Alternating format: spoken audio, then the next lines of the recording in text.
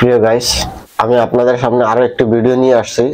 অত্যন্ত গুরুত্বপূর্ণ কথাগুলো, আপনারা মনোযোগ সহকারে কথাগুলো শুনবেন।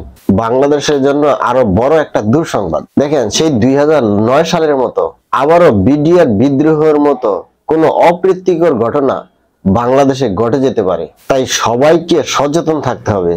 দেশ ও দেশের মানুষকে সবাইকে সতর্ক ও সচেতন থাকতে হবে।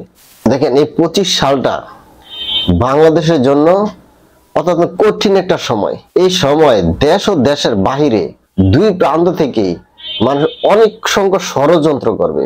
অসংখ্য ষড়যন্ত্রে লিপ্ত হয়ে বাংলাদেশকে ভোগ করতে হবে। যেরকম বর্ডারের সাইড থেকে শুরু করে দেশের ভিতর বাহিরে পার্শ্ববর্তী যারা আছে তারা সবাই চেষ্টা করবে তাদের পূর্ব পরিকল্পনাগুলো বাস্তবায়ন করার জন্য। আর এই কারণে যে কোনো ধরনের ঘটনা আবারও ঘটাতে পারে বাংলাদেশের অভ্যন্তরের ভিতরে। তাই আমাদের সবাইকে সচেতন থাকতে হবে।